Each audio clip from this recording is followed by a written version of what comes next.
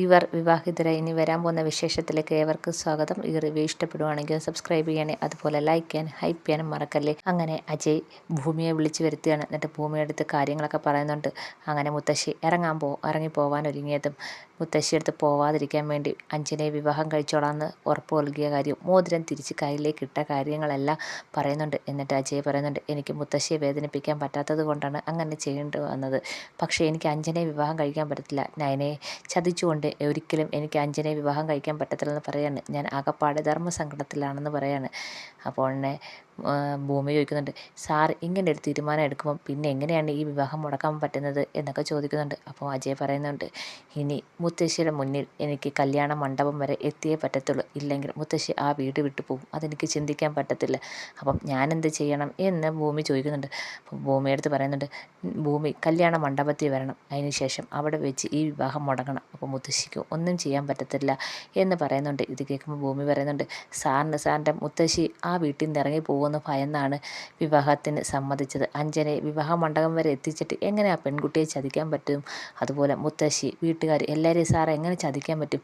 അതിന് കൂട്ടു നിൽക്കാൻ എന്നെക്കൊണ്ടും പറ്റത്തില്ല. അതുകൊണ്ട് ഞാൻ ഈ കരാറിൽ നിന്ന് പിന്മാറുകയാണെന്ന് പറയാണ്. അപ്പം അജയ് പറയുന്നുണ്ട്, ഭൂമിയും കൂടെ എന്നെ കൈ ഒഴിഞ്ഞാൽ ഞാൻ ഇതിൽ നിന്ന് എങ്ങനെ രക്ഷപ്പെടാനാണ്? എല്ലാവരും കൂടെ എന്നെ കുടിക്കിയതാണ്. ഭൂമി എന്നെ കൈവിടലെന്ന് പറയാണ്. അപ്പം ഭൂമി പറയുന്നുണ്ട്, സാറേ ഈ കാര്യത്തിൽ മാത്രം എന്നെ കൂട്ടുപിടിക്കല്ലേ. കാരണം സാറിന് തന്നെ സാറിൻ്റെ വീട്ടുകാർക്ക് പറഞ്ഞ് മനസ്സിലാക്കാൻ പറ്റുന്നില്ല. പിന്നെ ഈ ചതിക്ക് ഞാൻ എങ്ങനെ കൂട്ടു നിൽക്കാനാണ്? ഒന്നും അറിയാതെ മണ്ഡപത്തിൽ വരുന്ന ആ അഞ്ജന വലിയ സ്വപ്നങ്ങളൊക്കെ ആയിട്ടായിരിക്കും വരുന്നത്. അവിടെ വെച്ച് അവളുടെ വിവാഹം മുടങ്ങുക അതൊരിക്കലും ശരിയാവുന്ന കാര്യമല്ല. അവളുടെ ജീവിതം അതോടെ തീർന്നു എന്നൊക്കെ ഭൂമി പറയുന്നുണ്ട്. അപ്പം അജയ് പറയുന്നുണ്ട്, അഞ്ജനയോട് ഞാൻ കാര്യങ്ങളൊക്കെ നേരത്തെ പറയുന്നത്, പക്ഷേ അഞ്ജനയ്ക്ക് കാര്യം മനസ്സിലായില്ല. അത് എൻ്റെ കുഴപ്പമല്ലല്ലോ. അവസാനം ഭൂമി പറയുന്നുണ്ട്, സാർ എന്നെ വിട്ടേര്, ഞാൻ ഈ കരാറിനില്ല.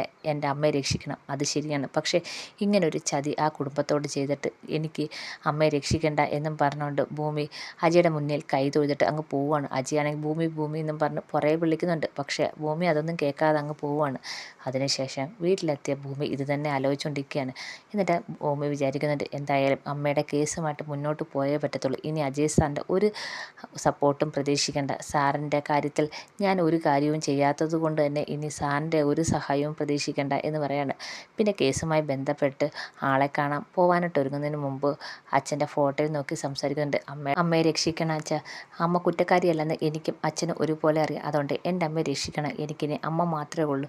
ഞാൻ അത്യാവശ്യമായിട്ട് ഒരാളെ കാണാൻ പോവുക. ഞാൻ പോകുന്ന കാര്യം നടന്നു കഴിഞ്ഞാൽ അമ്മയെ പുറത്തിറക്കാൻ എന്തെങ്കിലും ഒരു വഴി തെളിയും എന്നൊക്കെ ഭൂമി സംസാരിച്ചുകൊണ്ടിരിക്കുമ്പോഴാണ് ഒരു കാറ് വരുന്നത് കേൾക്കുന്നത്. അങ്ങനെ ഭൂമി പുറത്തോട്ടിറങ്ങി നോക്കുമ്പോഴത്തേക്ക് വീടിൻ്റെ ഫ്രണ്ടിൽ ഭവാനി കൊണ്ടുവന്ന് വണ്ടി നിർത്തിയിട്ട് നിന്ന് അതിൽ നിന്ന് അഞ്ജന ഇറങ്ങി വരുന്നുണ്ട്. അപ്പം ഭൂമി പുറത്തോട്ട് ചെല്ലുന്നുണ്ട്. അപ്പം അഞ്ജനയാണെങ്കിൽ കല്യാണ ലെറ്ററായിട്ട് വരികയാണ്. അങ്ങനെ ഭൂമി വിളിച്ച് വീട്ടിനകത്തിട്ട് കയറ്റുന്നുണ്ട്. അപ്പം ഭൂമിയാണെങ്കിൽ അഞ്ജൻ്റെ അടുത്ത് പറയുന്നുണ്ട് ഇരിക്കാൻ. അപ്പം അഞ്ജന പറയുന്നുണ്ട്, ഞാൻ നിൻ്റെ സൽക്കാരം സ്വീകരിക്കാനല്ല വന്നത്, എൻ്റെയും അജയുടെ വിവാഹം ഉറപ്പിച്ച് അതിന് വിളിക്കാൻ വന്നത്.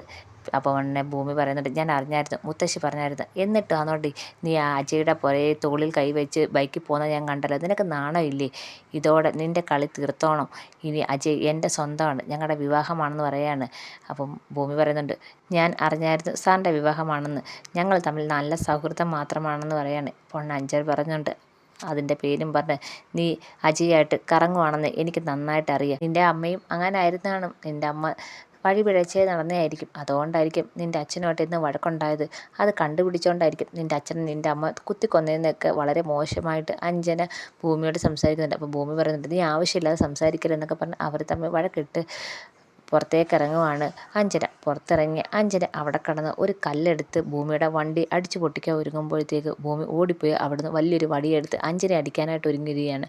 അങ്ങനെ അവർ രണ്ടിൻ്റെ അടി കണ്ട് ഭവാനി കാറിൽ നിന്ന് ഇറങ്ങി വരികയാണ്. അഞ്ജന എന്ന് വിളിക്കുകയാണ് ഭവാനി.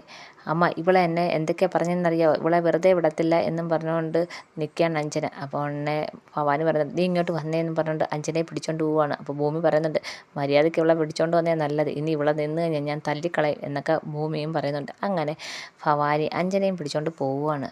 അതിനുശേഷം ഭൂമിയാണെങ്കിൽ ഭൂമിയുടെ ആവശ്യത്തിനായി പോവുകയാണ്. അതിനുശേഷം രാത്രി കോഫി ഷോപ്പിൽ നിന്ന് വീട്ടിലേക്ക് വരുമ്പോൾ ഒരു ബാറിൽ നിന്ന് ഇറങ്ങി വരുന്ന കാണുന്നുണ്ട് അഞ്ജന. കൂടെ ഒരു ചെറുക്കനുമുണ്ട്. ബിയർ കുപ്പിയൊക്കെ കയ്യിലൊക്കെ ഇരിപ്പുണ്ട്. അവനായിട്ട് തോളിൽ കൈയിട്ട് ഭയങ്കരമായിട്ട് കുടിച്ച് ഫിറ്റായിട്ടാണ് വരുന്നത്. ഇത് കാണുമ്പം ഭൂമി വണ്ടി നിർത്തിയിട്ട് നോക്കുന്നുണ്ട്. എന്നിട്ട് ഭൂമി വിചാരിക്കുകയാണ്, ഇത് അഞ്ജനയല്ലേ, ഏതൊരു ചെറുക്കൻ കൂടെ ഉണ്ടല്ലോ, അവൾക്ക് ഒരു ബോധവും ഇല്ലല്ലോ എന്നൊക്കെ വിചാരിക്കുകയാണ്.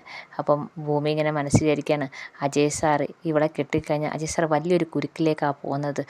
ഇവളെ കെട്ടുന്നതോടെ സാറിൻ്റെ ജീവിതം പോവും, അത് ഉറപ്പാണ്. ഇവൾ എല്ലാവരുടെയും മുന്നിൽ അഭിനയിക്കുകയാണ് നല്ലവളാണെന്നും പറഞ്ഞ്. അത് കണ്ടാണ് ആ മുത്തശ്ശി അജയ് സാറുമായിട്ട് ഇവളുടെ വിവാഹം ഉറപ്പിച്ചത് എന്നൊക്കെ ഭൂമി ഇങ്ങനെ മനസ്സിൽ വിചാരിക്കുകയാണ്. അജയ് സാറിനെ രക്ഷിച്ചില്ലെങ്കിൽ സാറ് വലിയ ആപത്തിലേക്കാണ് പോകുന്നതെന്ന് ഭൂമി ഇങ്ങനെ മനസ്സിൽ വിചാരിക്കുകയാണ്. എന്തായാലും ഭൂമിക്ക് മനസ്സിലാവുന്നതുകൊണ്ട് അഞ്ജന അജയെ ചതിക്കുകയാണെന്ന്.